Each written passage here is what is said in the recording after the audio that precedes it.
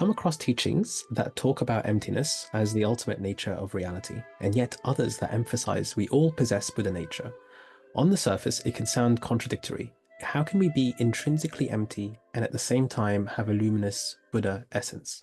Could you clarify whether these two are at odds or actually support each other, and how we can bring that understanding into our practice? Good question. Whoever asked this question. This is quite a good question. Maybe it's time for us to really delve into this kind of classical, very dynamic, one of the most debated topics. I think it's good to have at least grasp or scratch the surface of this classical debate on the relationship between emptiness and Buddha nature. Otherwise, we talk those terminology, right? Without deeply understanding, then we become a very polemic. Like I take this side, I'm Shenton, you are this, you are that. I'm on the side of the ultimate interpretation of this, you are on the provisional interpretation, that, like that. So our philosophy gets muddy in the West, especially now information overflood on the internet. So I just thought it's nice to at least get a little bit of overview of what's all about this debate between, or the relationship between emptiness and Buddha nature, or the tension between those two. I would say marriage between those two apparently kind of opposing concept. Okay, so in order to delve into that, we should know the both sides, right? In order to debate over the relationship, we want to know what emptiness is, at least on the conceptual level, and also what Buddha nature is in the Buddhist philosophy.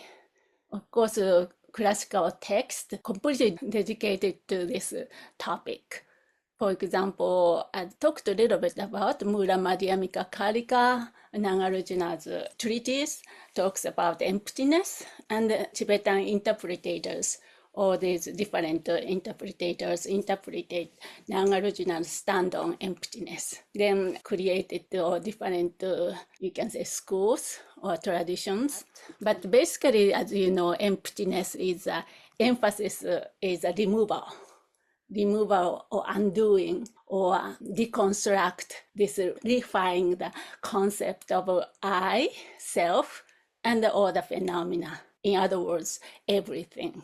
All are deconstructions of the self and the phenomena which we think inherently existing. We are talking about the emptiness of inherent existence. Very simplistic term, I'm saying this here. This concept of emptiness described only negative language, negative terms. In contrary to that, Buddha nature.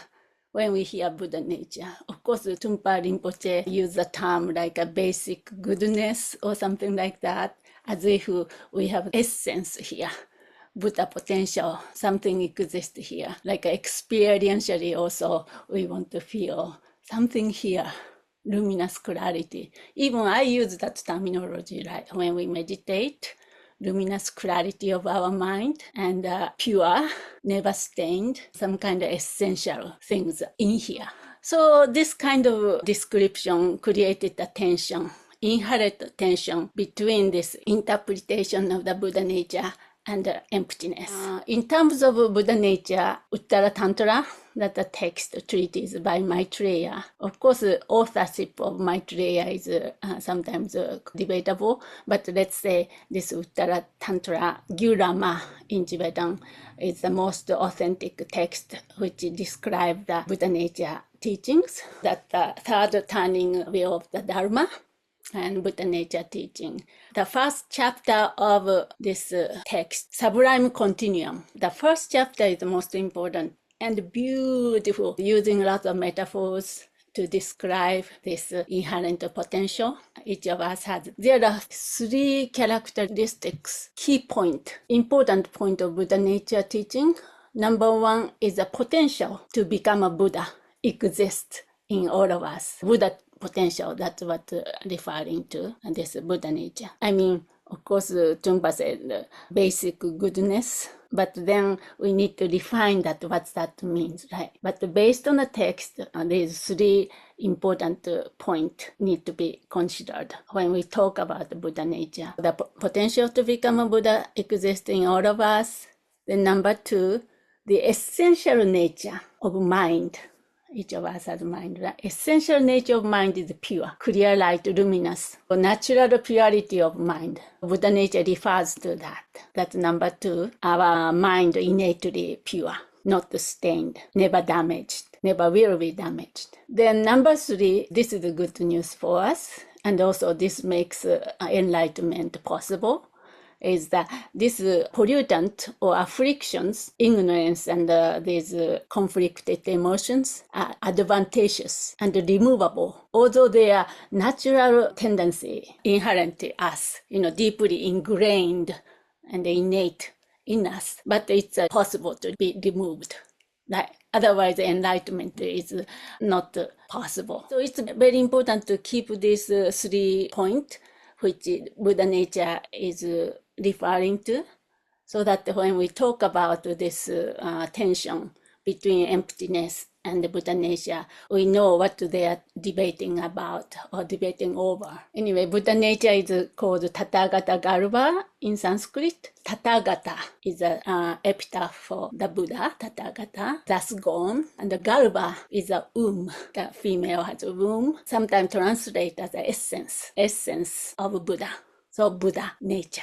That's how I initially translated. Then we also use Buddha nature, Tathagata Garbha. This doctrine suggests that all being has a potential for enlightenment because their true nature is that of a fully awakened Buddha. Then in terms of description, language we use is a more affirmative language in compared to emptiness. Emptiness is, I was talking about, negation, deconstructions. Whenever we say something, and then we're going to cut through. So especially the prasangika view is that even in the conventional reality, we don't accept the inherent existence. So in terms of Buddha nature, we use more like the luminous, pure, and timeless, blissful nature of mind. Right? So you can see just different strategies and the obvious kind of tension you can feel when Buddha nature is understood that way,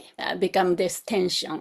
Perhaps tension between these two arise because some interpretations of Buddha nature seem to suggest an essential or permanent self here, which would contradict the Madhyamika view of emptiness. Some scholars have argued that the Buddha nature is a skillful means, upaya, to inspire practitioners like us.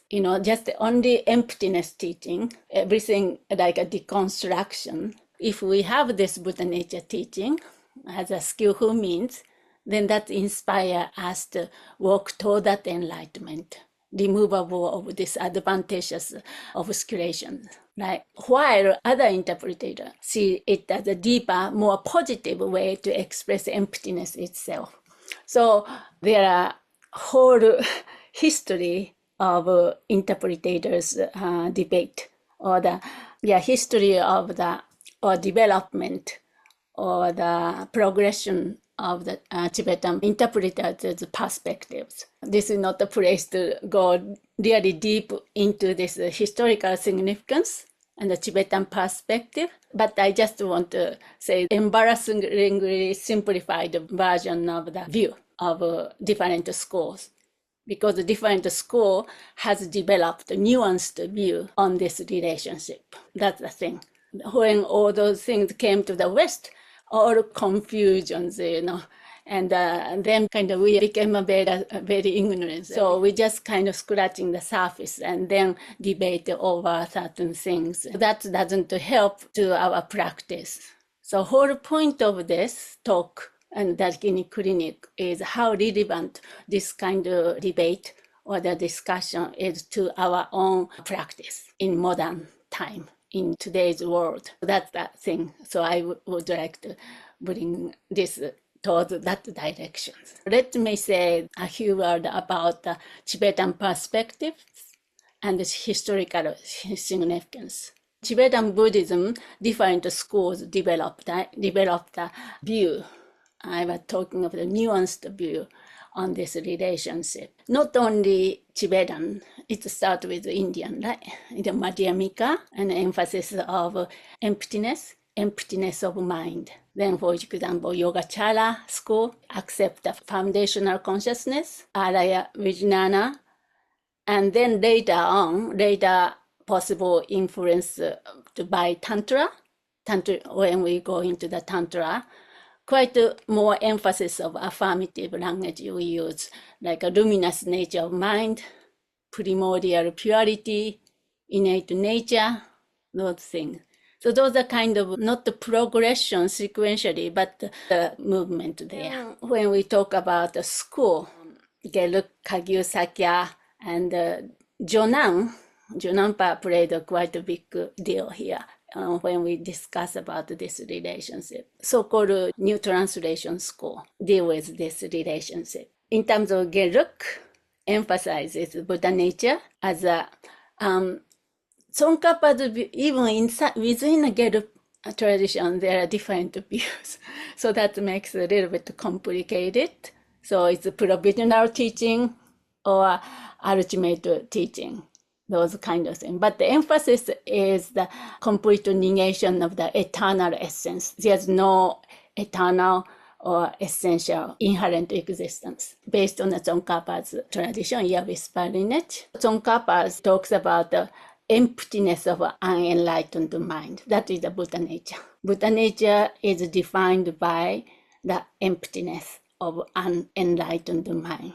Then this is the basis of affliction. So going a little subtler and nuanced. But let's say that's the Geluk interpretation.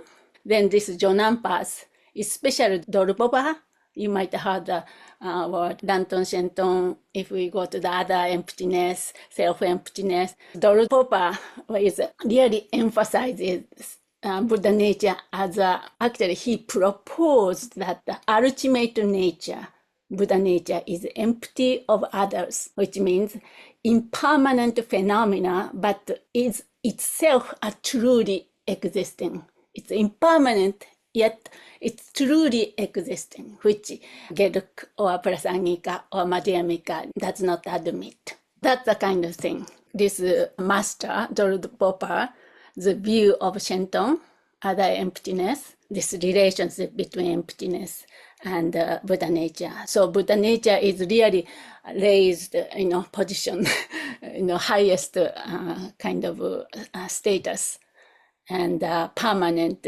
reality, eternal, blissful. But this view has been controversial. Not all schools or all masters accept, but very influential. Still, I know some people talks about that. His view is ultimate. And Buddha nature teaching is a culmination of Buddha's teaching. That's what they are saying. Buddha nature is ultimate. Emptiness is more provisional. This is the proponent of the extrinsic emptiness. Shenton emptiness is understood in affirmative term. Yeah, so that's Jonampa, Dorpopa's view of Shenton. I'm just describing this fact. I'm not taking any position. I'm just purely describing this Dorpopa's unique position. But interesting is my teacher is a Geluk, pure Geluk, and the head of Jonan. So he didn't care about this kind of debate. Not care about, but sometimes in the West we became a heat up to this kind of debate, Shenton, Danton. But all were seeking for the liberation, enlightenment, how to get there. Anyway, so that's Jonampa's kind of extreme position, Geluk, Jonan. Then kind of middle way, you can say, and Kagyu, Mahamudra, and also Dzogchen, tend to integrate both perspective teachings that ultimate nature of mind is simultaneously empty and luminous, or you can say natural luminosity, an inseparable union of emptiness and awareness. That's the terminology Dzogchen also use, emptiness and awareness Rippa. This is more geared toward the tantric. We don't have really time to deep delve into the highest yoga tantra perspective, but this is a kind of cross to go that direction. I know. So anyway, so these are historical debate. These debate shaped Tibetan Buddhist philosophy, influencing how different lineages approaches meditation, ethics, and the path to awakening. We are talking about this relationship, right? Buddha nature and emptiness. Is this contradictory or complementary? This kind of question. Not like a conclusion, but it feels like emptiness teaching is more ontological oriented. Ontology, talking about the description of reality, how reality exists, and that's why the deconstruction of our habitual tendency of grasping, and described in a negative term, that the emptiness teaching. Then in terms of Buddha nature teaching, I thought it's a very interesting word I never heard before, but Thupten Jinpa was using soteriology, that seek enlightenment through the path to enlightenment. Description of the path of enlightenment. I think in a Christian term or other religion, their revelation. I mean, they use seeking the revelation. That's kind of soteriology versus ontology. So those two things are kind of, you can say, compatible in a way in our practice. But then, of course, I want to open up the discussion how these things are relevant to our own practice and helps our practice to move forward. So this is a very dynamic and interesting and important topic to contemplate on as a practitioners, instead of taking sides comfortably settled into one side. As our practice develops or deepens, this kind of understanding become a meaning, come to have a more meaning in our own practice. That's the kind of idea, right? To help our practice and deepen our potential. Okay, so then I talked about historical significance. How about the relevance in today's world? This kind of debate. Is this something, some meaning to you, your practice? So dialogue between Buddha nature and emptiness. What does this offer to you as a practitioner? This kind of debate or dialogue between these two things. I embarrassingly briefly explained those two things. You can say the core pillar of Mahayana Buddhism. You know, that's why this question is so juicy. Definitely Buddha taught both of them. In your spiritual practice, how do you take all this? Is there any meaning, or what does this offer to you? I think Buddha nature and emptiness, like they are the two pillars. They actually create, like, to me, they create the tension that is Buddhism, that creates the middle path, right? It's like not too, like, it's kind of like the guitar string. Like you have to actually hold it in perfect opposition. You can't go here, you can't go there. The tone, right? The Greek would use this term, tonos, tension, right? Tonos is tone, like to actually make a noise is literally only when two things are suspended in opposition to each other. And that's Rangtong Shentong as well, same thing, right? And like Jamgon Kungtrul, from the little that I've read of him, very much a lot, but he never took a position on Rangtong Shentong. He said Rangtong is really good for philosophical discussion, right? But Shentong is a really good description if you want to get at the non-conceptual experience of the thing. And that was his Rime way of bringing those two things together. This balance, ultimately this teaching balance this between the emptiness, preventing this attachment to false notion of self and phenomena, and the Buddha nature inspired faith and devotion and trust in this path to awakening. So then together, that's why I use the marriage. Tension, of course, tension. In the marriage we have a tension too. No, why? Do you know that one? So that marriage of these two, then together they illuminate the journey toward awakening. In my own sort of little limited experience, that this emptiness and then this Buddha nature, I don't know, it's like it somehow ties to this thing that continues life after life, this thing that's like has this unlimited potential. And there's a great contrast between the way that things currently appear and the way that things actually exist. And the way that has I've seen in a little bit in my own experience, it's like it goes back to like the three principal aspects of the path and increasing renunciation, realizing somehow like gaining an experience like from one's own like correct imagination that everything in reality is actually the nature of like, you know, great bliss and emptiness, that it really is just a mistaken appearance, this ignorance that is kind of clouding the this Buddha nature. And it's like get there, we can get there through realizing emptiness or something like that.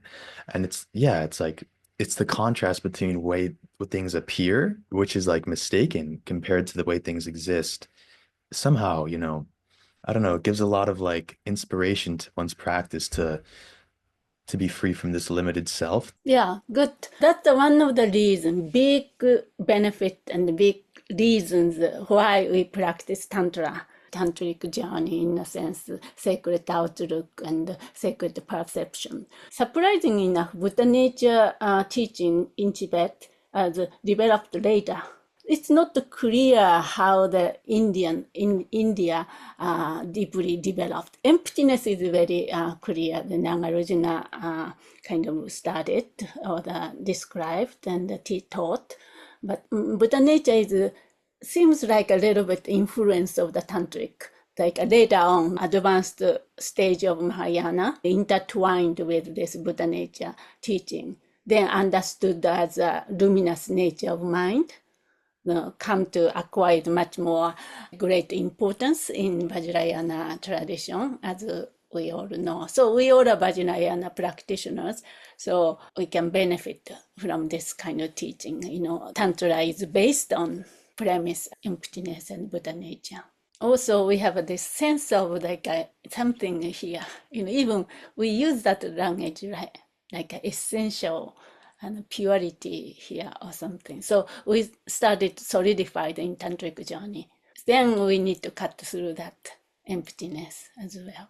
How about psychological and therapeutic insights? Any benefit? So specifically speaking, we need to wrap up, but the emptiness and also Buddha potentials, those two teaching helps. Like we want to have those two perspective and teaching, you know, in terms of maybe not the professional therapeutic sessions or something like that, more different approach, but in terms of personal practice in us, it's so comforting to have this recognizing we have innate potentials for wisdom and compassion, while we are completely empty of any essential and essence to hold on to. That helps to remove our ego-driven, you are talking about ego-centered solidification, which refers to the suffering, ego-centered suffering. So we can go beyond the suffering. One more point in terms of today's world's relevance is the interface and the philosophical dialogue. The conversation around the Buddha nature and emptiness engages with broader existential and perhaps metaphysical questions, resonating the mystical tradition from other religions. Yeah, so Buddha nature and emptiness, His Holiness often have a conference like, with different traditions, the Christians or different religious experts. This is kind of thing that we can discuss. Buddhism doesn't own the idea of Buddha nature. I think some mystic traditions, this kind of God within kind of thing. Something to explore and so comforting. Actually, it has a potential to overcome our modern day disease,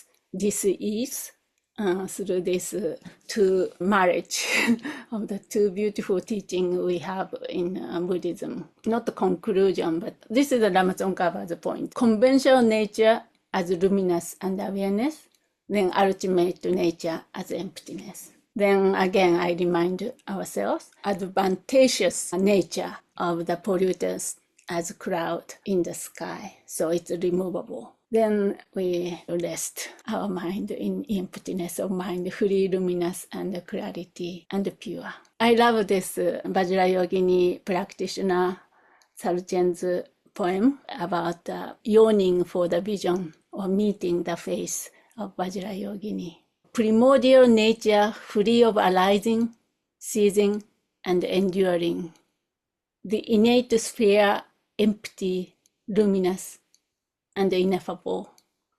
This unity beyond the intellect is Vajrayogini, my own mind.